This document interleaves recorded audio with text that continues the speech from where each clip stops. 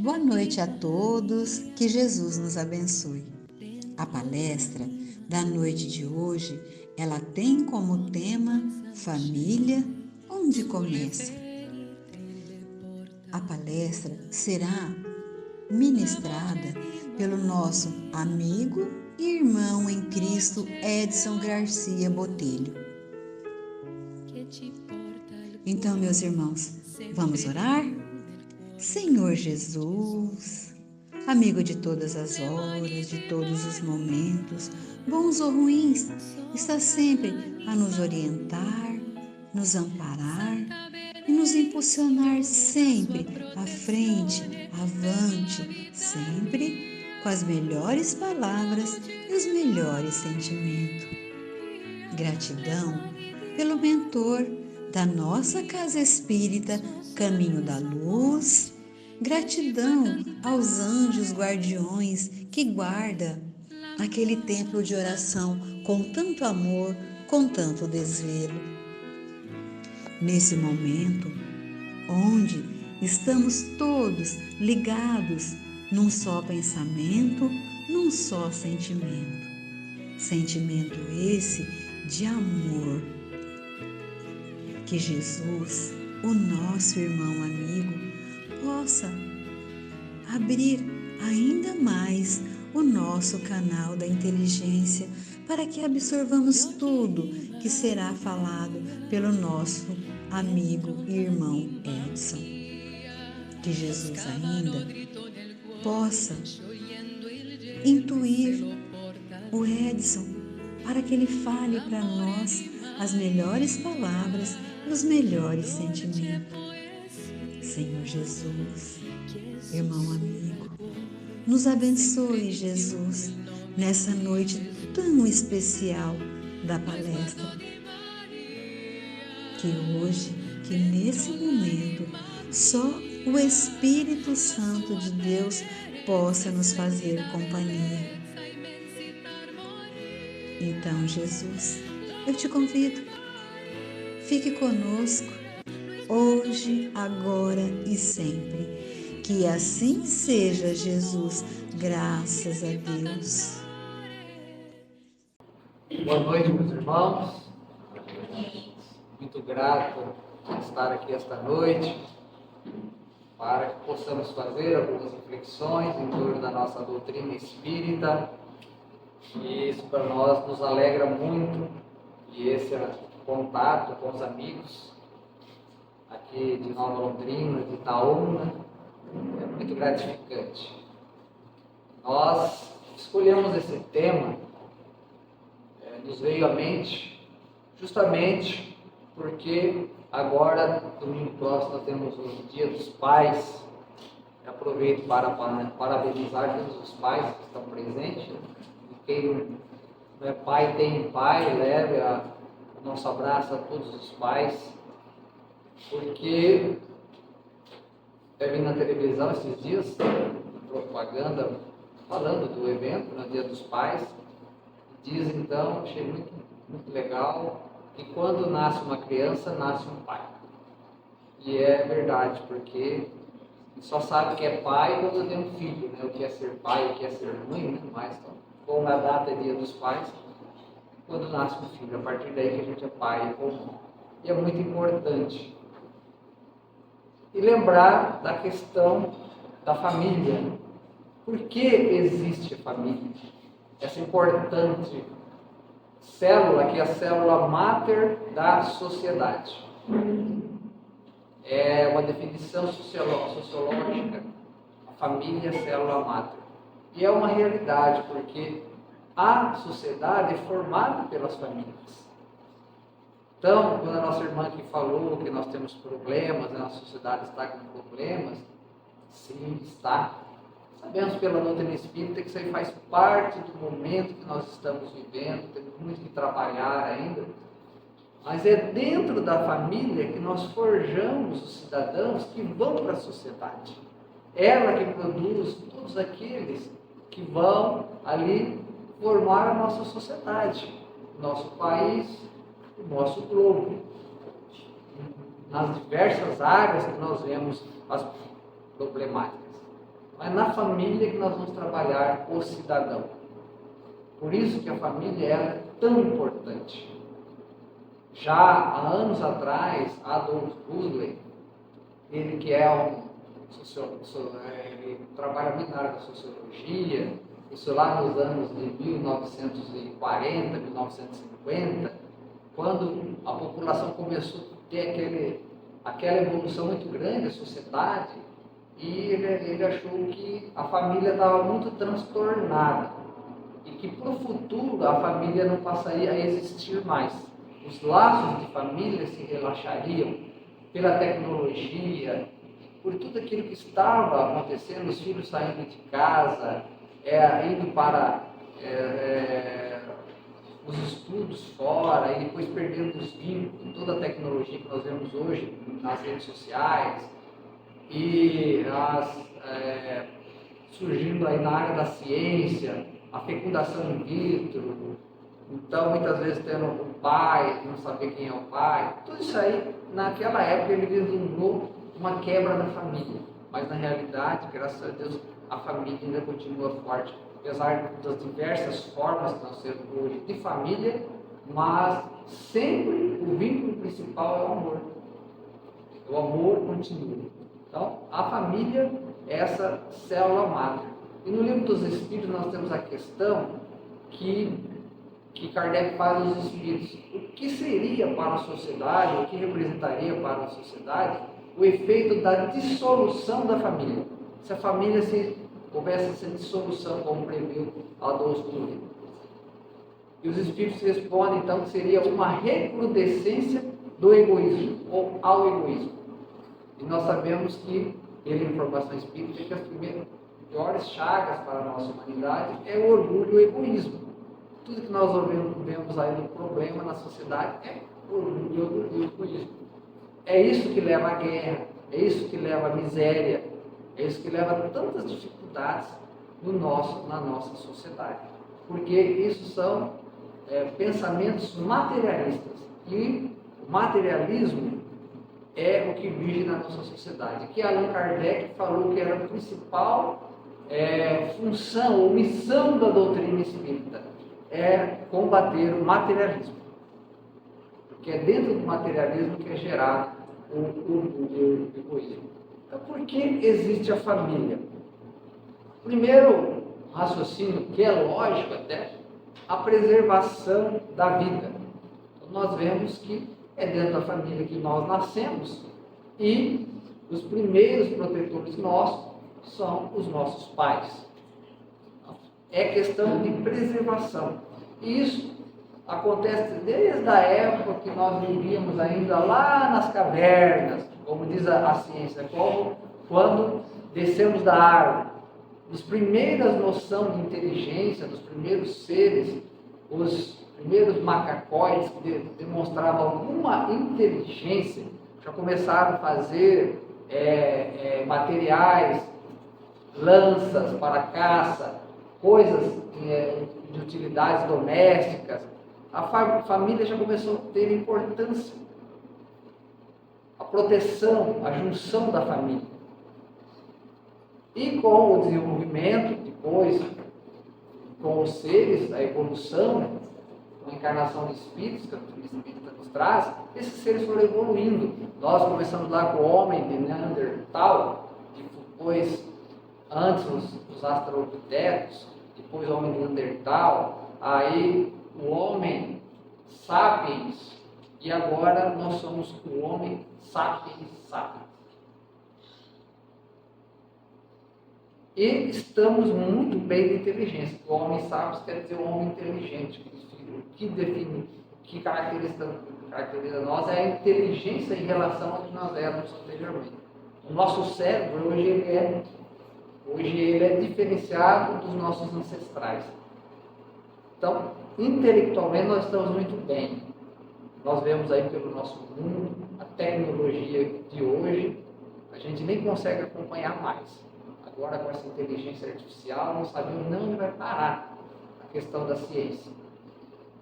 Mas a moral está com mais dificuldade de acompanhar a inteligência. E a gente só vai ter o nosso voo para o nosso progresso quando essas duas asas estiverem equilibradas, a inteligência e a da moral.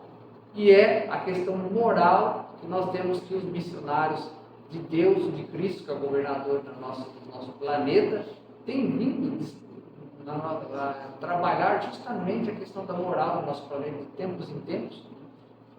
Quantos vieram trabalhar? O próprio Cristo, ele não veio desenvolver nenhuma ciência, trazer nenhuma descoberta, nada na área científica. Ele veio trabalhar justamente só na área moral. Nós temos o Evangelho aí há 2000 anos e a gente ainda está patinando com as dificuldades. E a família, então, primeira nas necessidades básicas, então a família vem acolher. É uma das primeiras funções. E uma segunda que nós destacamos é o progresso moral e intelectual. Dentro da família que a gente conhece, alcança, começa os primeiros noções, né, das questões morais e intelectuais. Mas a função principal da família é o lado moral. Porque o intelectual a gente consegue, né, aí com as escolas, com a faculdade. E agora a moral, então muitas vezes os pais querem que os professores corrijam seus filhos. A função do professor é a questão intelectual. É claro que ele vai sempre dar uma mão, né? Mas não é a função dele, a função é intelectual. Nós, como pais, nós temos a questão da moral. Damos uma mão no lado da intelectualidade também. Aquilo que nós sabemos, nós passamos para o nosso filho. Aquela hora de fazer aquelas tarefinhas, é difícil treinar, a gente passa apertado, né? Ajuda nosso filho.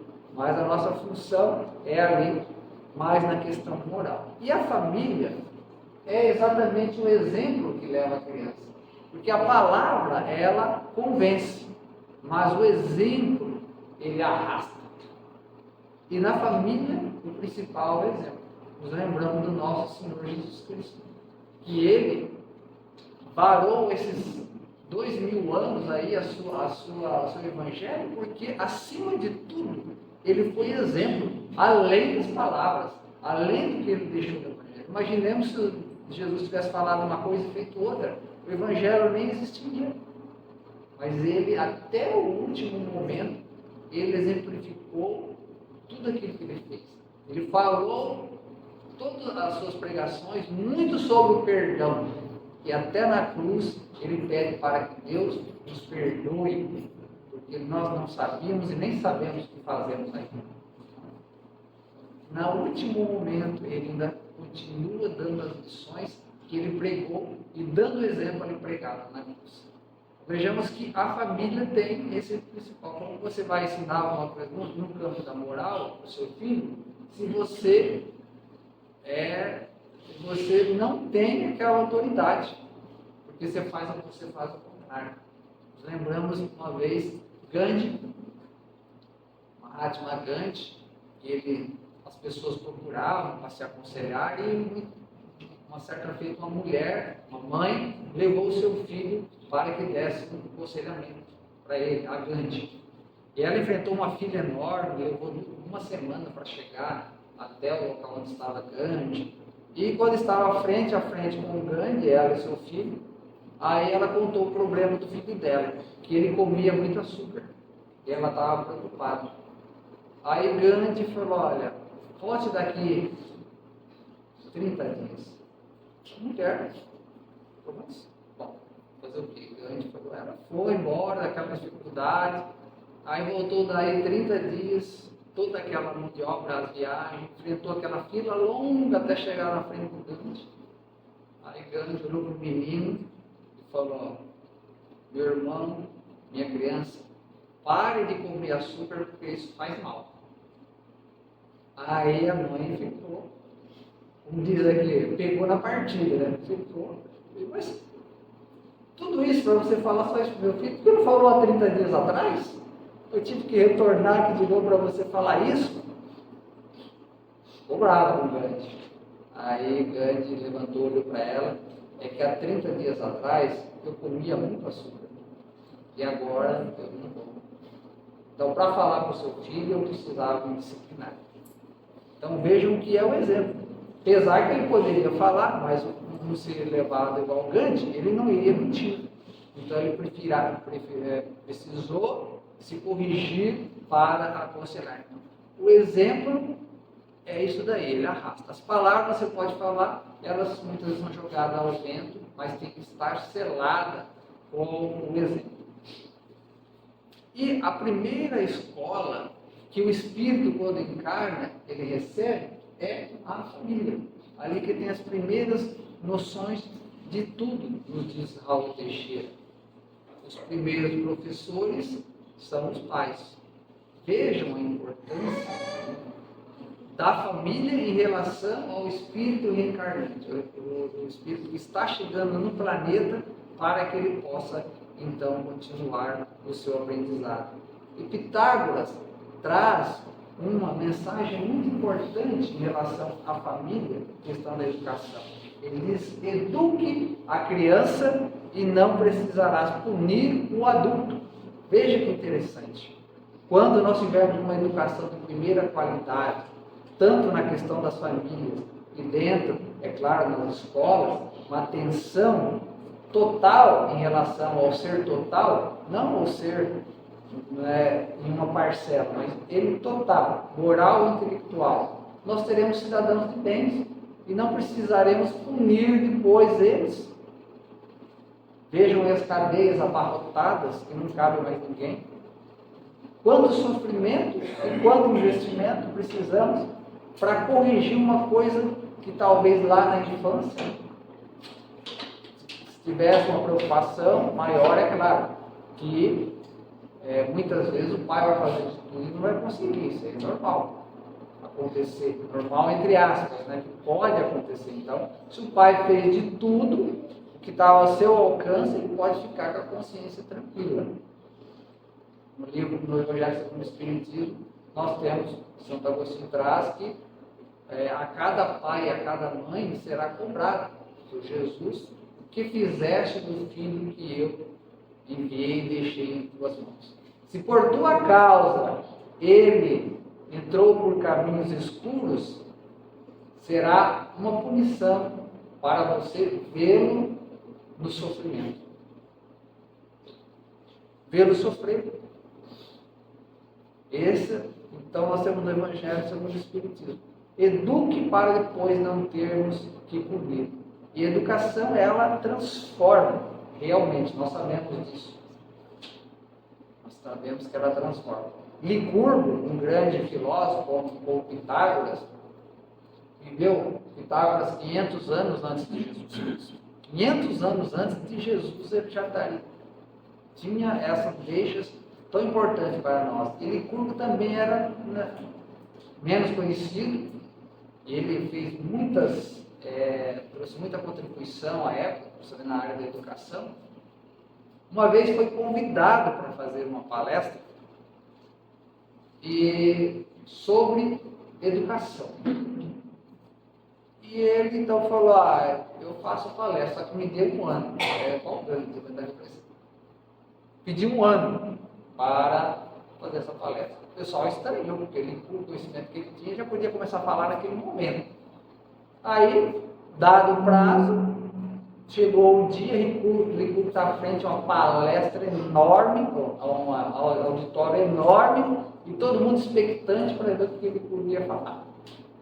Aí ele entrou, não disse nada a princípio, e chamou um discípulo seu, e outro do lado esquerdo. Do lado direito conduzia 2 cães, do lado esquerdo 2 coelhos.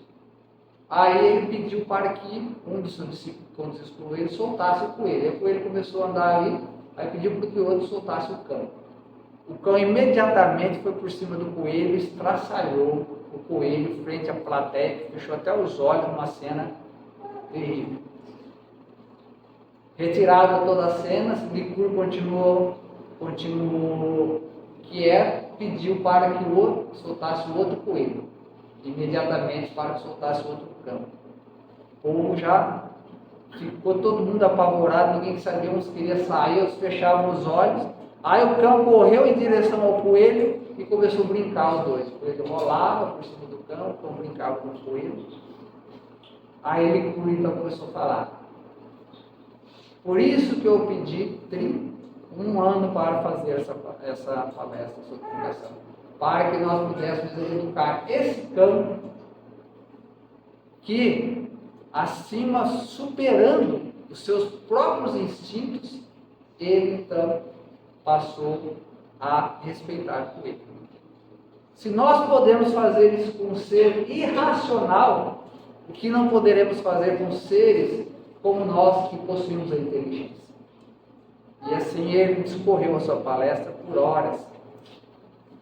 Então vejam um exemplo, né, do que a educação, ela realmente transforma. Isso aí já vem diante do Mestre Jesus.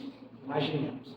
O Espiritismo, é claro, que ele tem muita contribuição a trazer como relação a família, o objetivo da família na Terra. E nós vemos que dentro da família nem sempre a convivência é fácil. Ou seja, nunca é fácil a convivência, sabe que é bastante tumultuada, com dificuldades, nem sempre é harmônica. A gente às vezes viu falar no popular, né? Viver é fácil, o difícil é conviver. Conviver é difícil. Às vezes você conhece a família, a pessoa, quando vai morar com ela, aí que você conhece a pessoa. E é por isso que está precisando conviver. Hoje a gente precisa conviver mais com as pessoas. E nós vimos, quando estivemos afastados pela pandemia, nós sentimos essa necessidade de convivência, porque o homem é ser social, ele só consegue progredir e treinar, né, aquilo que ele aprende na sociedade, convivendo. Então, hoje, em tudo que nós fazemos, quando nós fazer a caridade, vamos fazer qualquer coisa, nós precisamos antes conviver. Porque, por exemplo, você vai fazer a caridade só dar as coisas, é fácil. O difícil é você conviver com o necessitado, sentar com ele, conversar com ele, visitar quando está doente, ver o que ele precisa, porque a necessidade não acaba. Isso é conviver. E é o que nós precisamos no momento. Dentro da família, a gente sabe que nem sempre é tão harmônica assim. Nós lembramos de um fato que ocorreu com o Chico Xavier, onde uma mulher chegou e disse com o Chico, né, bravo, estava muito bravo com o marido. E Chico, mas minha irmã, calma, né, aquela calma do Chico, né? E ela, que eu estou querendo separar do marido, já fazia 40 anos que vivia com ele, estava querendo separar. Mas porque ela contou todos os problemas, que tinha um marido, o marido fazia assim, fazia assado, mas ela tem paciência, minha irmã, mas eu já 40 anos, minha paciência já acabou. Daí o Chico falou, perdoa o seu marido as dificuldades, porque a pessoa, eu já perdoei, e eu perdoo a toda hora, a todo momento, mas se lembre do nosso Senhor Jesus Cristo, perdoe não 7 vezes, mas 70 vezes 7 vezes. Eu já fiz as contas, Chico, eu já perdoei muito mais do que 70 vezes 7 vezes, que é 349 vezes. Ela falou para o Chico. Daí Chico falou, mas não se esqueça, irmã, que é 70 vezes 7 vezes cada ofensa recebida. Cada ofensa nós temos que perdoar. Então quer dizer que é um número infinito. Nós temos que perdoar sempre. E dentro do lar é o local que nós temos que exercitar muito. Porque dentro exatamente dos conflitos domésticos. Então, nós nos reunimos dentro da família para consolidar afeições ou desintegrar aversões. Esses são os 2 propósitos principais. Muitas vezes nós temos uma família que ela é mais harmônica, porque nós estamos consolidando já as afeições. E aquelas que são mais desarmônicas, nós estamos desintegrando aversões. Aquela história, o inimigo mora ao lado. Muitas vezes nós temos uma pessoa que nós tivemos uma aversão em outras vidas, e o único jeito foi nós nascermos como irmãos, ou como pai e filho, mãe e filho. Nós vemos na literatura espírita as mãos cheias que isso acontece. E Haroldo Dutra conta uma história, e ele é mineiro. Haroldo Dutra Dias, quem é espírita, a maioria conhece palestrante, espírita, etc. E ele então fala que duas propriedades rurais tinham uma divisa que passava um rio. E nessa divisa tinha a cerca que era do lado do vizinho. Certa feita, o filho, ali o dono das terras, também era dono, chegou, olhou para aquela cerca e falou: mas essa cerca está errada. Essa cerca tem que ser do outro lado do rio. O rio é nosso. Aí ele pega, desmancha a cerca e constrói do outro lado, no sítio do outro. Aí ele constrói, depois passa uns dias, o dono do outro sítio vai e vê aqui e fala: mas quem mudou essa cerca para cá? Ela é para o outro lado.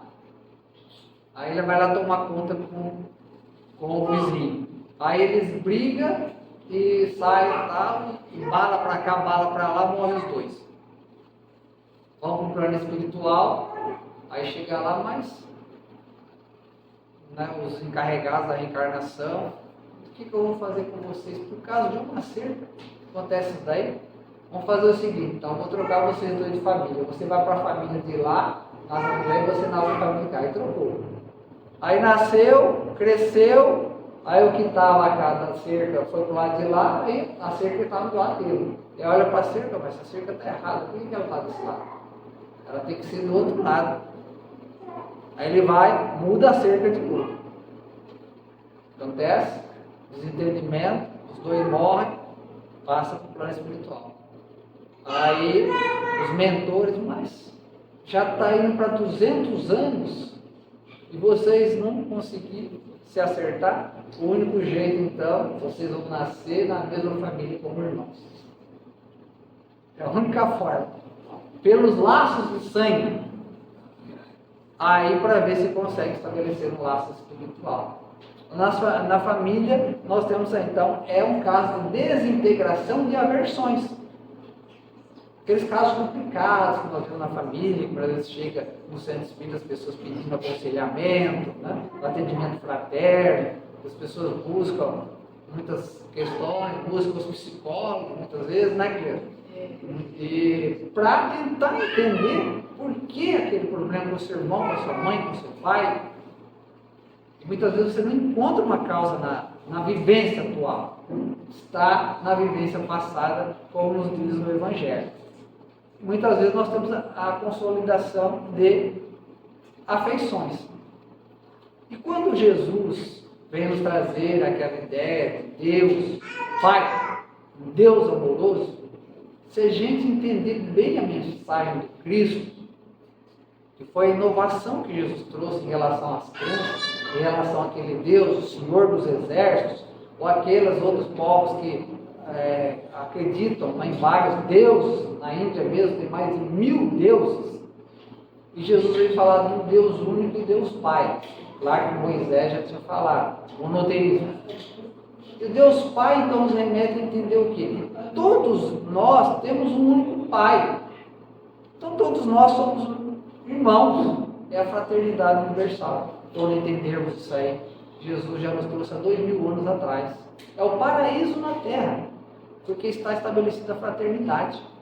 Todos nós seremos irmãos, nós todos teremos o mesmo DNA espiritual, porque somos filhos do mesmo Pai, e Jesus já nos trouxe isso. E também a frase de ouro, quando ele fala: amarás o vosso próximo como a si mesmo. Amais o vosso próximo como a si mesmo. E aumentou a dificuldade. Mas eu vos digo: amai o vosso inimigo. Aí ficou mais difícil. Porque quando ele falou amar o próximo, ficou muito difícil. A gente imagina o próximo que está próximo de nós, nosso pai, a nossa mãe.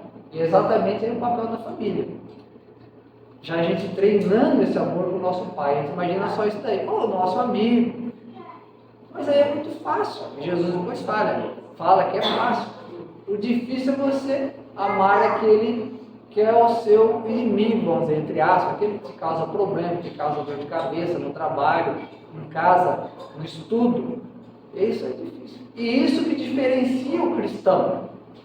Porque se você é cristão, você tem que entender isso que o mestre amar os inimigos. Talvez você não vai conseguir conviver com ele. Aí o Evangelho, o Espiritismo não explicar isso daí. Claro que você não vai estar abraçando o inimigo, porque ele pode te dar um tapa, um soco, mas você vai pensar com amor para com ele, você vai orar por ele, você vai desejar que ele se saia bem, não vai dar risada quando ele der uma cabeçada, não vai desejar o mal para ele. É isso que é amar o inimigo. Precisamos ficar toda hora, não quero me reconciliar com você, nós temos que acabar com isso. Se houver uma oportunidade, se não houver, você pode fazer de outra forma. Porque quando você desencarnar, você vai estar tranquilo. Ou se ele desencarnar antes de você, você vai estar tranquilo. Porque senão, ele vai ser a primeira pessoa para não ver do outro lado. A gente querer ver, encontrar, desencarnar, ver a nossa mãezinha querida, o nosso esposo amado, a nossa esposa, a nossa vozinha, né? Aí você chega lá, o primeiro tá o inimigo lá, do braço cruzado. Ah, chegou, né? Vamos acertar aquela coisinha lá que nós temos. E daí, como é que faz? É difícil. E fora que se ele desencarnar também, ele pode vir, aí no invisível você não vê, como uma obsessão. Nós temos aí, né? A gente nem tem uma mediunidade, mas começa já a ter. Mas às vezes ele não influencia direto em nós, mas em uma pessoa que está ao nosso redor, um familiar nosso, um amigo nosso. Começamos a ter problemas, a gente não sabe de onde. É o nosso inimigo influenciando e agora no invisível a gente nem sabe. Reconcilia-te com o teu inimigo enquanto estás a caminho com ele na terra. Jesus falou isso aí. Essa reconciliação é necessária. E a gente aprende isso no lar. Porque a gente começa a amar o nosso pai quando ele está velhinho, nós já vamos aprender a amar os velhinhos que existem na humanidade, ter carinho por eles, ajudá-los. Nós amamos o nosso filho, aquela criança, nós vamos amar todas as crianças que nós vemos aí. Aí vamos atender as crianças abandonadas, aquelas que estão em dificuldade, o nosso irmão, vamos aprender a amar todos como irmão. O treinamento é na família, amando o que é o próximo, mais próximo. E nós temos então um momento espírita quando ele diz bem isso daí. Deus distribui as pessoas nessas pequenas escolas chamadas lares para que aprendam o amor ao próximo mais próximo. Começamos com o próximo mais próximo, com esse laço de consanguinidade que nos ajuda a ter essa aproximação, para depois nós podermos amar a toda a humanidade, como Jesus amou, como os grandes missionários de Jesus, Madre Teresa de Calcutá, Irmã Dulce, Mahatma Gandhi, Buda, Chico Xavier. Esses aí já estão lá na frente porque eles amam já toda a humanidade. E nós ainda estamos tentando amar os nossos parentes. E certa feita, na passagem no Evangelho, nós temos, anotado por Mateus, capítulo 12, aonde ele traz uma frase enigmática. Quem é minha mãe e quem são meus irmãos? Nós temos um capítulo do Evangelho sobre o Espiritismo que trabalha essa passagem. Isso aí acontece exatamente quando Jesus está em uma casa tão cheia, trouxemos essa imagem aí, com seus discípulos, aqueles que acompanhavam. Diz lá no Evangelho que eles não conseguiam nem se alimentar. Aí de repente um dos seus discípulos vem dizer a Jesus que a sua mãe e seus irmãos o aguardavam lá fora, porque queriam falar com ele. E Jesus então se levanta e olha para toda aquela turba de gente e aponta com o dedo assim e pergunta: quem é a minha mãe e quem são meus irmãos?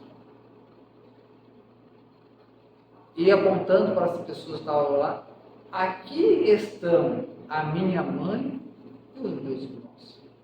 Porque todos aqueles que fazem a vontade do meu Pai que está no céu, esses são minha mãe, meu irmão e minha irmã.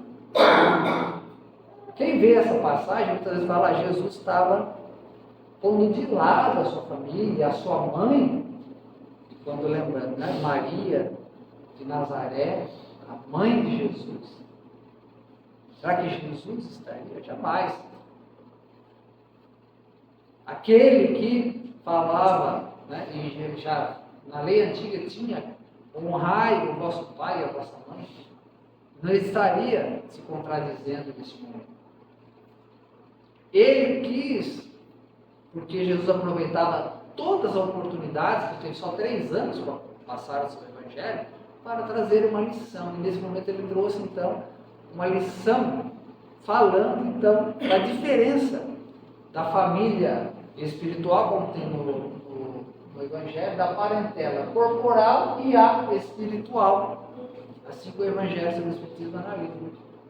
A parentela corporal, aquela que nós temos pelo laço de sangue, era a mãe de Jesus que estava lá fora, e os irmãos.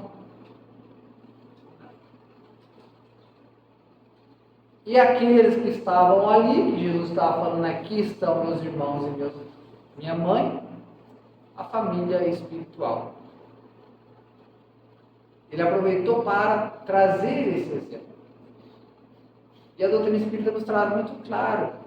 Quando nós temos diversas encarnações, nós temos diversas famílias. É claro que geralmente pelos acontecimentos que nós vamos tendo no decorrer da vida, a gente vem mais ou menos reencarnando dentro daquele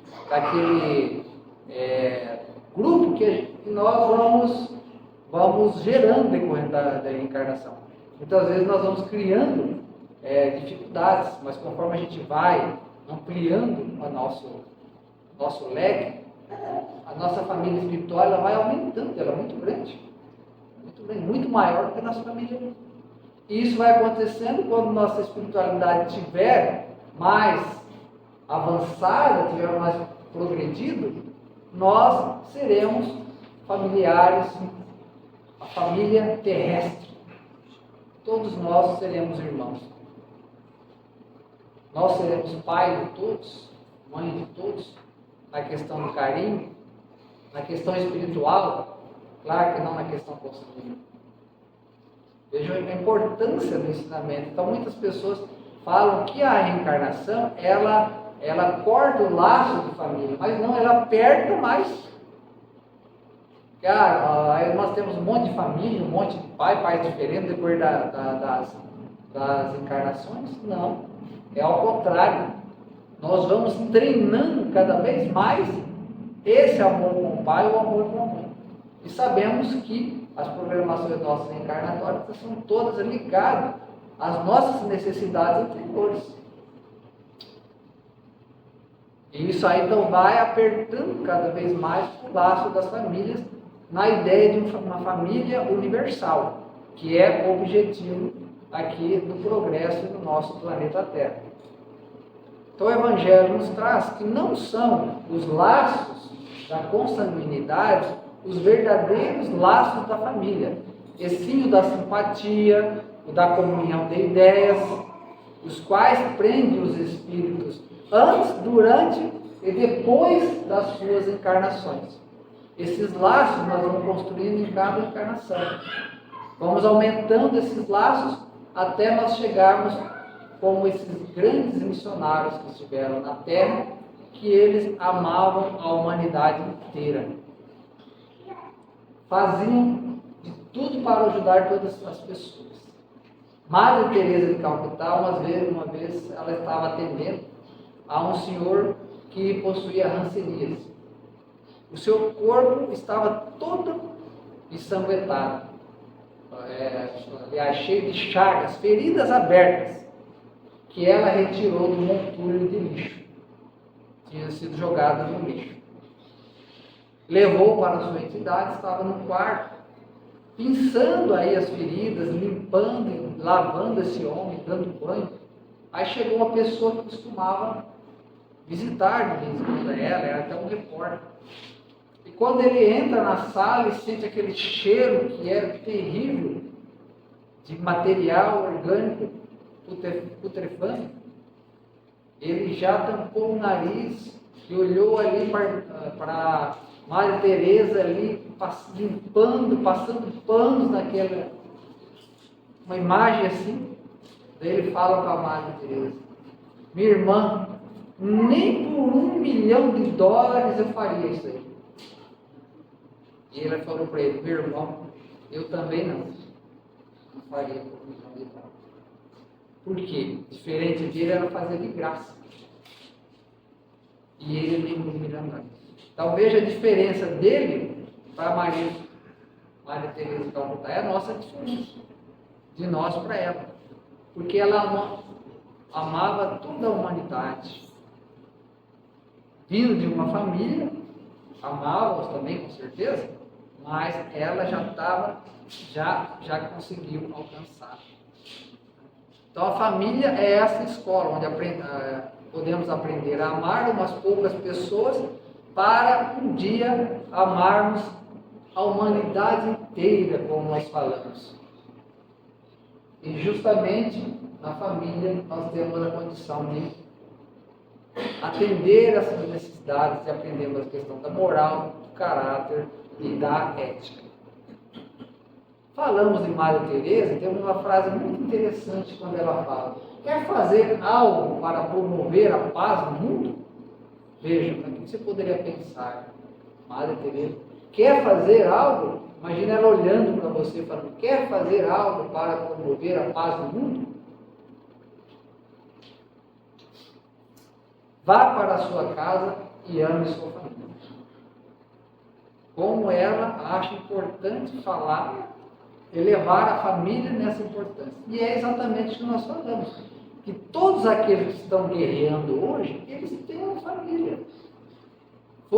Nasceram numa família. E muitas vezes estamos em guerra, ou estamos fazendo tantas coisas complicadas por aí. Vejamos a importância da família para nós construirmos uma sociedade melhor. Por isso que nós precisamos lembrar, o melhor é viver em família, com esse sentimento de família. É claro, nós estamos falando de questão de sentimento. Então, apertar cada vez mais esse laço.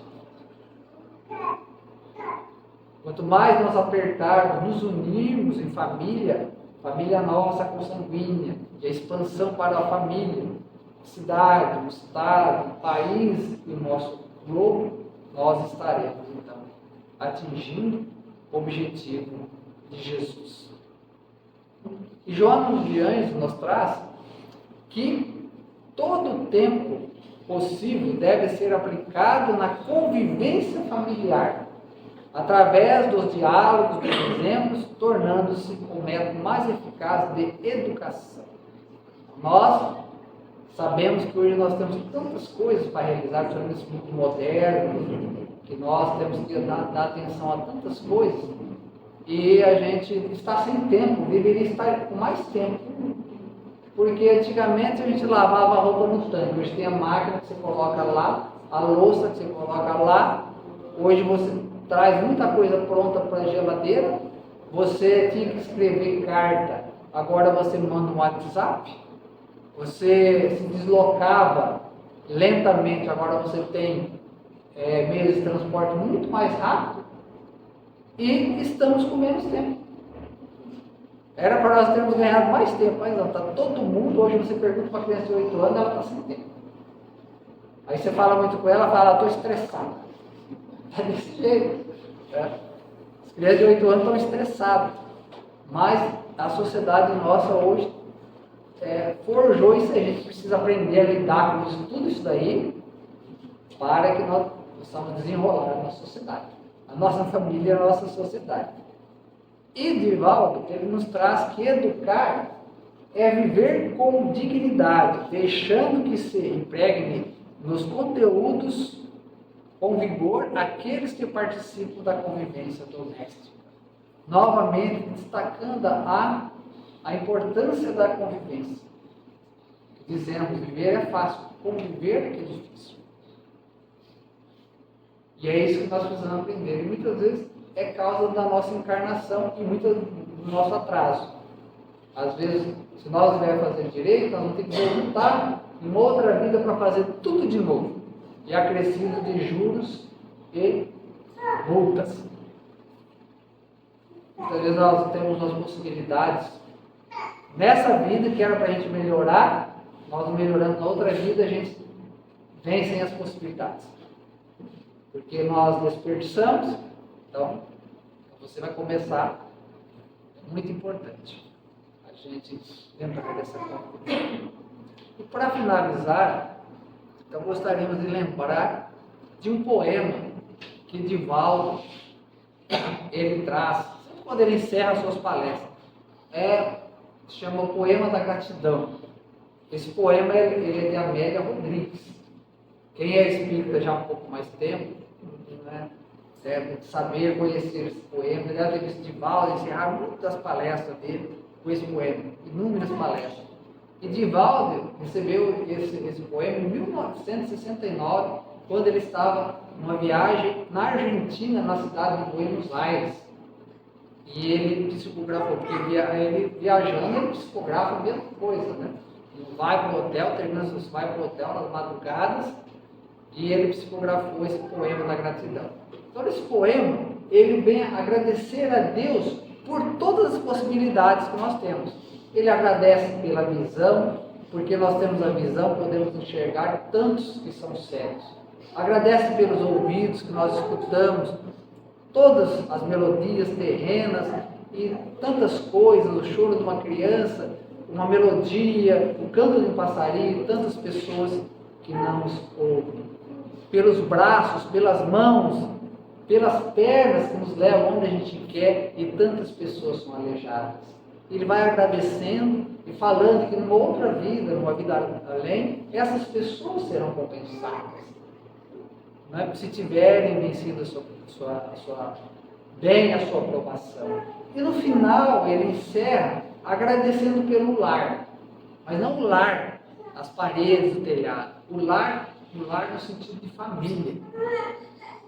Ele diz assim, então, quando ele encerra aí esse poema da gratidão, ele diz, finalizando: obrigado por fim pelo meu lar.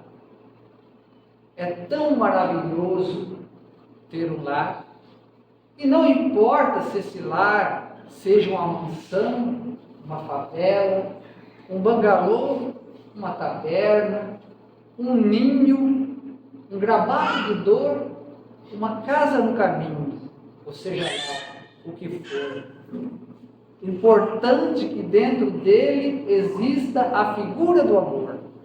Amor de marido, amor de esposa, amor de pai, amor de mãe, amor de um filho, amor de um irmão, a presença de um amigo, a companhia de um cão ou alguém que me dê a mão. Mas, se eu a ninguém tiver para me amar, nem um teto para me agasalhar, nem uma cama para me deitar, nem aí eu reclamarei. Ao contrário, eu te direi: obrigado, Senhor, porque nasci. Obrigado, porque creio em Ti. Pelo Seu amor, muito obrigado, Senhor. Muito obrigado a todos. Nós gostaríamos, neste momento, possamos encerrar essa primeira parte dos trabalhos da noite com uma prece, agradecendo por essas reflexões em torno de um tema tão importante. Possamos continuar aprendendo junto à doutrina espírita, com tantos livros e tantas literaturas que nos ajudam a entender melhor essas dificuldades da convivência no lar. Agradecemos aos mentores amigos presentes, aos nossos anjos, espíritos particulares, que nos auxiliam e nos guiam. que dessa plede de dimensão de luz, paz e amor,